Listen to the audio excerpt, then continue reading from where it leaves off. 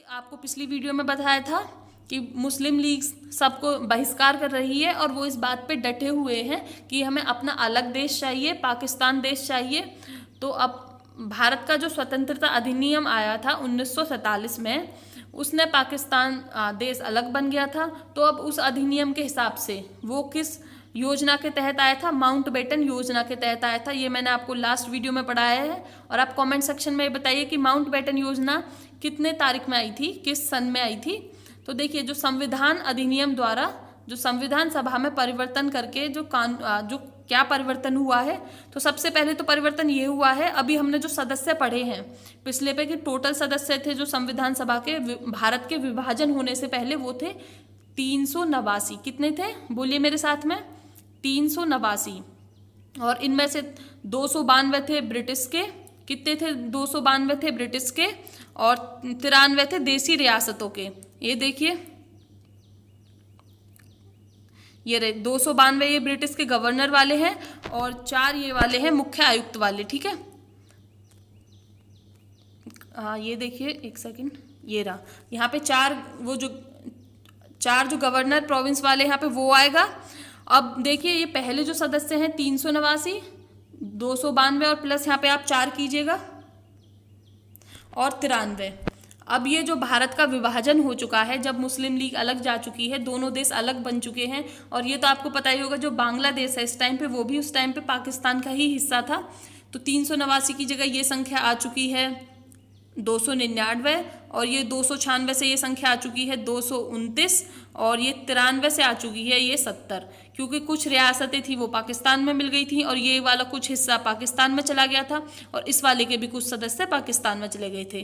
तो पुनः गठन के बाद में जो टोटल सदस्य थे संविधान सभा के, वो थे 299, जिसमें से कि 229 थे ब्रिटिश के सदस्य जो गवर्नर वाले थे और 70 बचे थे देसी रियासतों के। आई होप कि आपको समझ आ गया होगा। और अब देखिए, संविधान अधिनियम द्वारा और क्या परिवर्तन किया गया था? इसमें जो संविधान सभा थी उसको ना 2 काम दे दिए गए थे कि भाई आपको 2 काम करना है, क्योंकि उस टाइम पे जो, जैसे कि अब इस टाइम पे जो हमारे लिए कानून बनाती हैं वो बनाती हैं लोकसभा और राज्यसभा।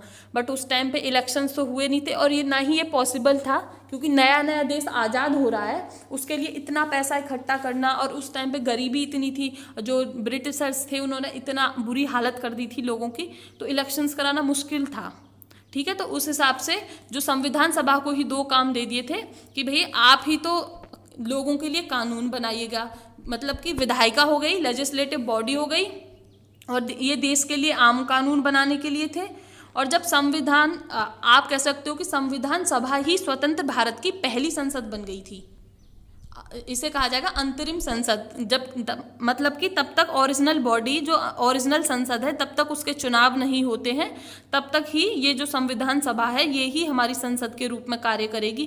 क्योंकि भाई उस टाइम पे नियम की तो ज़रूरत थी, क्योंकि चोरी भी हो रही है, पुलिस की भी ज़रूरत है, और ज़मीन से लेके कानून की ज़रूरत है, हर तरह के नियम की ज़रूरत थी। तो वो बनाने के लिए तो कोई चाहिए, इसीलिए संविधान सभा को कानून बनाने के लिए बोल दिया था। तो इसीलिए उसे कहा जाएगा विधायिका। विधायिका मतलब जो बॉडी, जो निकाय कानून बनाता है। और जब वो विधायिका की तरह संविधान सभा बैठती थी तो उसकी अध्यक्षता करते थे जीवी मावलंकर। कौन करते थे? जीवी मावलंकर। ठीक है। और जब संविधान सभा भारत के लिए, वो क्या कहते हैं, संविधान सभा भारत के लिए संविधान का निर्माण करने के लिए बैठती थी, तो उसकी अध्यक्षता करते थे डॉक्टर राजेंद्र प्रसाद। तो अब आप समझ गए होंगे कि संविधान सभा के 2 कार्य क्या थे। एक तो भारत के लिए था कानून बनाना और एक था भारत के लिए संविधान बनाना। और जब कानून बनाती थी तो उसके अध्यक्ष होते थे जीवी मावलंकर, और जब वो संविधान का निर्माण करती थी तब उसके अध्यक्ष होते थे, प्रेसिडेंट होते थे डॉक्टर राजेंद्र प्रसाद। और यही डॉक्टर राजेंद्र प्रसाद आगे चल के हमारे भारत के पहले राष्ट्रपति बने थे। तो आपको यहाँ तक समझ आ गया होगा। अब देखिए, आपने बहुत क्वेश्चंस देखे होंगे एग्जाम्स में कि संविधान सभा का गठन कब हुआ, पहली बैठक कब हुई, ये कब हुआ। मैंने ये सारा डेटा, सारी जो तारीख हैं, एक साथ में क्रम वाइज, क्रोनोलॉजिकल ऑर्डर, मतलब तारीख के हिसाब से ये लिख दिए हैं। यहाँ पे देखिए, ये सारी तारीख के हिसाब से हैं, तो आप ताकि आपको ये कनेक्ट करने में आसानी रहे, आप ऊपर नीचे एक दूसरे को रिलेट कर सकें और चीज़ें बहुत ज़्यादा ना रटनी पड़े। और इसके लिए मैंने बहुत मेहनत करी है और आप भी प्लीज़ इसे याद करने की कोशिश करें। और ये देखिए, आपको लग रहा होगा फैक्ट्स बहुत ज़्यादा हैं, सारे फैक्ट एक जगह लिख दिए गए हैं इसलिए थोड़े ज़्यादा लग रहे हैं और एग्जाम्स में पूछे जाते हैं क्वेश्चन। अब मैंने तो बना ही नहीं है क्वेश्चंस, अब एग्जाम में पूछे जाते तो मतलब आपको याद करने ही पड़ेंगे। तो 6 दिसंबर 1946 को संविधान सभा का गठन हुआ था। 9 दिसंबर, इसके 3 दिन बाद, ऐसे याद रखिएगा आप, ऐसे नहीं कि ये भी डेट याद रख ली, ये भी डेट याद रख ली। 3 दिन बाद हुई है इसकी बैठक और पहली बैठक हुई है नई दिल्ली में। अब नई दिल्ली में ही होगी, ये याद करने के लिए ज़्यादा दिमाग पे जोर डालने की ज़रूरत नहीं है क्योंकि भाई हमारी पार्लियामेंट इस टाइम पे नई दिल्ली में है, तो नई दिल्ली में बैठक हुई है इसकी, ठीक है। और जो इसके अस्थायी अध्यक्ष हम पहले ही पढ़ चुके हैं, सच्चिदानंद सिन्हा, वो कैसे, फ्रांस प्रैक्टिस की वजह से, और सबसे जो सीनियर थे, एस से सीनियर वरिष्ठ हो गए और ये हो गए सच्चिदानंद सिन्हा। और इसी के 2 दिन बाद में, इसी के जस्ट 2 दिन बाद में डॉक्टर राजेंद्र प्रसाद को अस्थायी स्थायी परमानेंट अध्यक्ष बना दिया गया है। ये यहाँ पे सदस्य की जगह अध्यक्ष आएगा, ठीक है। आप एक अपने नोट्स में सही कर लेना, सदस्य की जगह अध्यक्ष आएगा और जो मैं आपको पीडीएफ भेजूंगी उसमें यहाँ पे सदस्य की जगह अध्यक्ष लिख दूंगी, ठीक है। और 13 दिसंबर 1946 में, इसके बाद में जो 11 दिसंबर, इसके बिल्कुल 2 दिन बाद में 13 दिसंबर 1946 में जो पंडित नेहरू हैं, उन्होंने एक उद्देश्य प्रस्ताव, ऑब्जेक्टिव रिजोल्यूशन जिसे कहा जाएगा इंग्लिश में उद्देश्य प्रस्ताव, ऑब्जेक्टिव रिजोल्यूशन, जिसके थे 8 अनुच्छेद। इसका मतलब क्या है, इन्होंने कहा है कि हमारी भारत की स्वतंत्रता, वो जो संविधान सभा है वो किस प्रकार से हमारा जो संविधान है उसका निर्माण करेगी, उसमें किस प्रकार से लोगों का ध्यान रखा जाएगा, मतलब कि एक आइडिया दे रहे हैं कि इस हिसाब से लोगों का ध्यान रखा जाना चाहिए। और ये आइडिया उन्होंने 8 पॉइंट में दिया है, इसलिए इसमें है 8 अनुच्छेद। और इसे 22 जनवरी 1947 को जो संविधान सभा है उसे सर्वसम्मति से स्वीकार कर लिया है। संविधान सभा कह रही है कि हाँ जी, हम, क्योंकि ये ऑब्जेक्टिव रिजोल्यूशन में जो आपने प्रस्ताव लाए हैं, हम आप संविधान सभा में उन्हें बनाने के लिए उन पे ध्यान देंगे। और अब इसके बाद में इसी साल 1947 में ही 22 जुलाई, देखिए आप यहाँ पे जनवरी है, अब जनवरी की जगह आप यहाँ पे जुलाई याद रखिएगा, 22 जुलाई को राष्ट्रीय ध्वज को अपनाया है। 22 जुलाई को क्या किया है, राष्ट्रीय ध्वज को अपनाया है। और 29 अगस्त 1947 को प्रारूप समिति का गठन, ड्राफ्टिंग कमेटी का गठन, जो कि संविधान की भाषा देगी, संविधान को लिखेगी, उसका गठन किया गया था। और उसके अध्यक्ष थे डॉक्टर भीमराव अंबेडकर जी, और डॉक्टर भीमराव अंबेडकर जी उसके अध्यक्ष थे। और जो ये प्रारूप समिति थी इसमें थे 7 सदस्य। और जो ये डॉक्टर भीमराव अंबेडकर जी जो संविधान सभा में आए हैं, इनका निर्वाचन हुआ था पश्चिम से। सीधा क्वेश्चन बन सकता है कि डॉक्टर भीमराव अंबेडकर जी का निर्वाचन कहाँ से हुआ था, पश्चिम बंगाल से। और देखिए मैंने एकदम डेट वाइज लगाया है सबको, तो आप 1-2 बार देखेंगे, आप अपने मन में ही आराम से डेट को रिलेट कर देंगे। अब इनकी ट्रिक तो कैसे ही बनाई जाएगी इतनी सारी चीज़ों की, और अगर ट्रिक भी बनाई तो ट्रिक को याद करने के लिए भी ट्रिक ही चाहिए।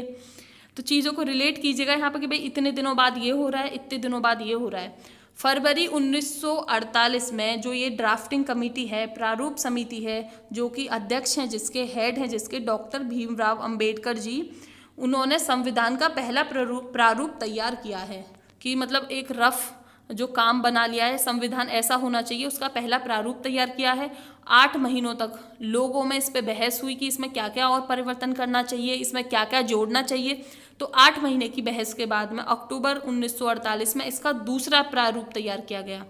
अक्टूबर 1948 में 8 महीने बाद में इसका दूसरा प्रारूप तैयार किया गया।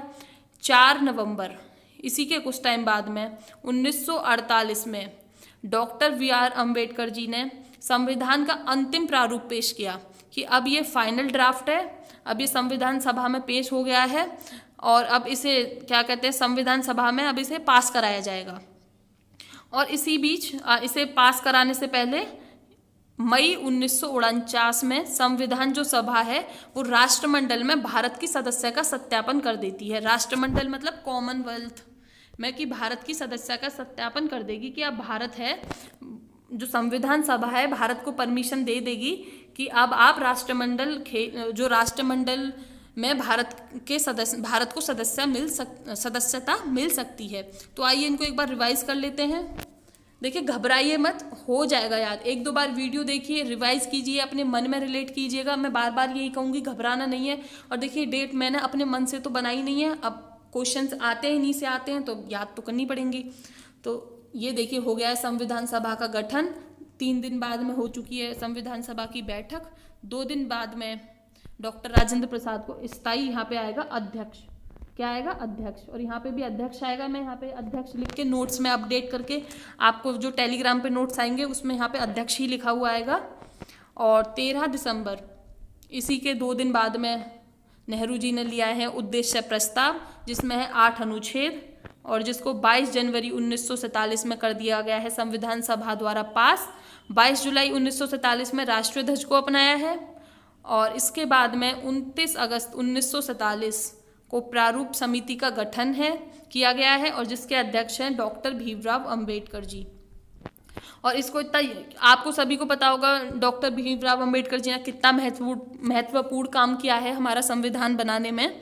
तो इसीलिए हेड बनाया था, और उन्हें लॉ की बहुत ज़्यादा नॉलेज थी, कानून के बारे में बहुत अच्छे जानते थे, और इतना अच्छा ब्रिलियंट माइंड था वो, बहस करने में इतने अच्छे थे, इतने अच्छे तर्क देते थे कि कभी संविधान सभा की जो डिबेट है, जो उस टाइम पे तर्क हुआ करते थे, सबसे जो बेस्ट तर्क थे हर चीज़ पे यही देते थे।